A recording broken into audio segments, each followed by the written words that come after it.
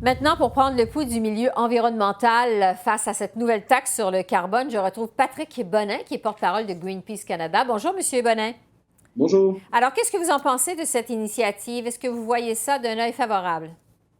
Oui, tout à fait. Pour nous, c'est un pas dans la bonne direction. En fait, c'est essentiel de mettre un prix sur le carbone. Ça va également faciliter, évidemment, le virage dont on a besoin pour s'affranchir des combustibles fossiles. Ça ne nuira pas à l'économie. Création d'emplois sera également facilitée. Donc, c'est une bonne nouvelle. Bon, vous dites que c'est un pas dans la bonne direction. J'aimerais décortiquer un peu plus la taxe, justement.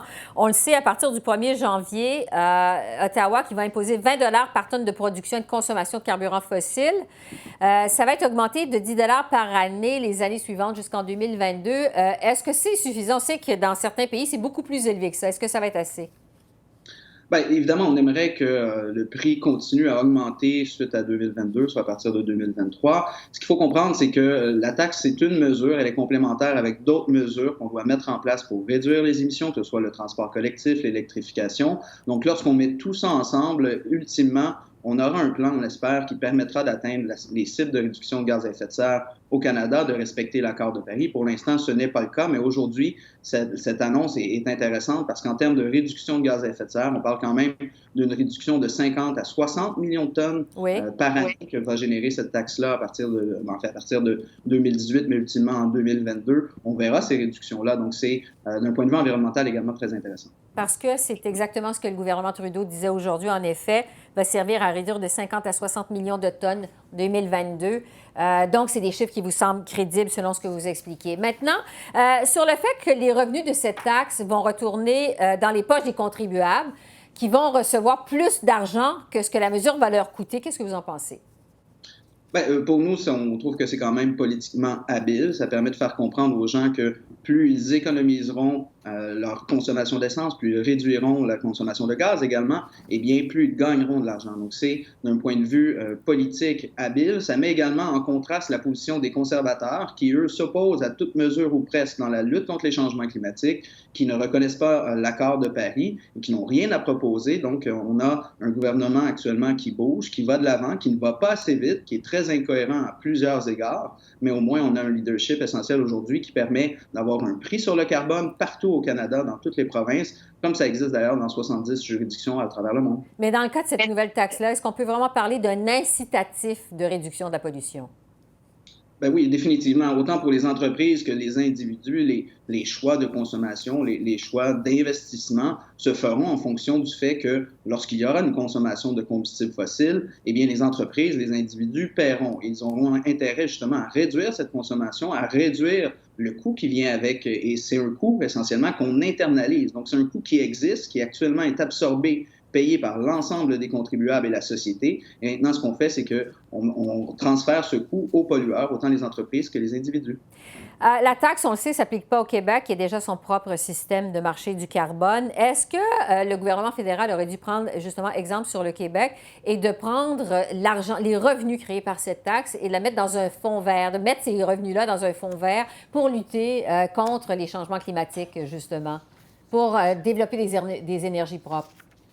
Bien, ce qu'on voit au Québec est en effet intéressant parce que ça génère quand même des centaines de millions de dollars annuels qui sont utilisés dans la lutte contre les changements climatiques, qui permettent de mettre des programmes en place et qui permettent à la population de bénéficier d'un environnement plus sain, évidemment, mais également de meilleurs transports collectifs, par exemple. D'un point de vue fédéral, si le gouvernement décide de renvoyer un chèque aux Canadiens, ce qui est le cas actuellement, pour nous, c'est pas tant un problème que s'il n'investit pas davantage dans les autres mesures. Donc, il va falloir qu'il investissent, qu'ils prennent de l'argent ailleurs pour financer, entre autres, les mesures qu'on a besoin, autant dans les énergies renouvelables que dans les transports, que ce soit collectif ou l'électrification, ou dans les bâtiments au niveau de l'efficacité énergétique. Et évidemment, il y a des sources, il y en a plusieurs, où le gouvernement peut aller chercher cet argent, à commencer, entre autres, s'il cesse de financer, de subventionner l'industrie pétrolière et gazière, qui est subventionnée à hauteur de 1 milliard de dollars par le gouvernement fédéral, et ça, c'est à chaque année. Et également, on peut parler de presque le 15 milliards de dollars que le gouvernement fédéral entend mettre dans un projet de pipeline de sable bitumineux qui, selon nous, ne fait aucun sens, ne respecte pas l'accord de Paris, et cet argent devrait être plutôt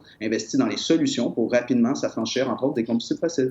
Est-ce que ce système-là pourrait faire des jaloux? Parce que, bon, on parlait du Québec il y a un instant, qui a son propre système de marché du carbone. carbone, mais les revenus de ce système-là ne retournent pas dans les poches des contribuables. Est-ce que ça pourrait faire des jaloux ailleurs dans la province que d'avoir donc une taxe comme ça qui finalement retourne dans les poches des contribuables? C'est le cas notamment en Ontario, Nouveau-Brunswick, Manitoba et Saskatchewan.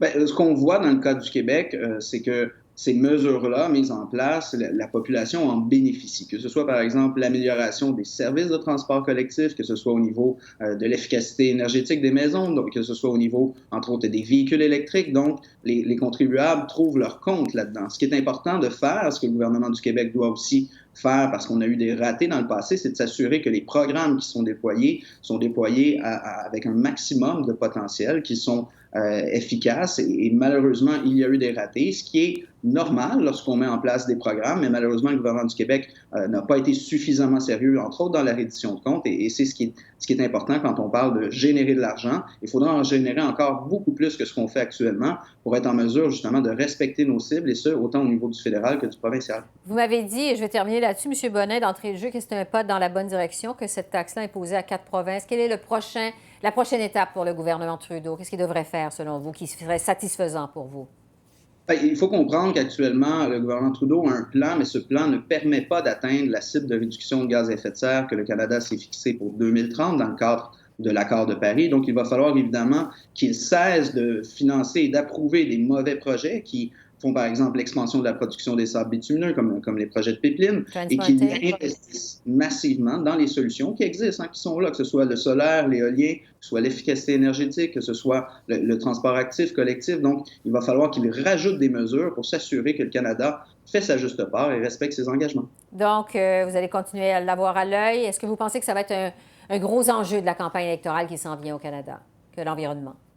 Bien, tout à fait. C'est une préoccupation majeure pour les Canadiens. C'est une préoccupation qui prend de plus en plus d'importance avec les années. On est déjà frappé par des événements extrêmes qui marquent les gens. Pensez aux feux de forêt, pensez aux inondations. Donc, il est certain qu'on va voir d'un point de vue fédéral un parti, entre autres le Parti conservateur, qui est le seul actuellement qui ne propose rien de crédible, de sérieux. On dirait qu'il ne croit pas dans la lutte contre les changements climatiques. Et évidemment, pour nous, ça devient un enjeu et on espère que ce sera un enjeu lors des prochaines élections parce que c'est un défi de société, c'est un renouvellement, c'est un virage sociétal qu'on doit prendre, c'est un virage économique. Et plus on tarde à le faire, plus ça coûtera cher d'un point de vue économique, environnemental et social. Et on a tout à gagner à faire ce virage rapidement. Patrick Bonnet, porte-parole de Greenpeace Canada. Merci beaucoup. Merci à vous.